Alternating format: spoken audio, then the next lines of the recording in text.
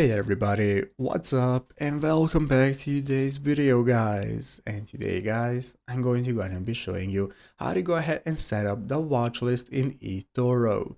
This is a very simple thing to do, so make sure to watch this quick and easy video till the very end, follow my steps correctly so you can make sure that this works the same for you and you can do this yourself. But yeah guys, let's get straight into it. So the first thing we want to do is to go ahead and open up the official eToro website if you've not already by going to eToro.com right here, and it's going to enable you to see this main page from where you can click the join eToro option to go ahead and sign up for an account if you do not already have one.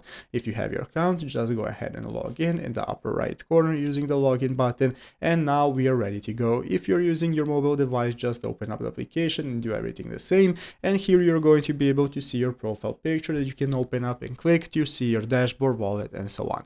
So let's go and take a look at this article right here on eToro, the official help website, on how to go ahead and manage our watch list. So basically guys, to go ahead and open up your watch list, we are going to go into settings. So to manage the watch list, we are going to open up our profile picture. That's going to enable us to open up our dashboard portfolio, and one of the options in the menu you're going to be able to see is called watch list. This is where you can add all the assets that you want to go ahead and follow in your watch list, and you can also enter your account and click watch list, as you can see right here in the left hand column or at the bottom of the screen if you're using the eToro mobile application. Then you can use these options. You can add markets, you can add people, rearrange, set, remove items, and so on that you want to follow. All of that is going to be adjustable directly in the watch list option right here. That's going to be easily found. So I hope this video was helpful. If it was, make sure to leave a like, subscribe to the channel. Thanks for watching, take care, and bye.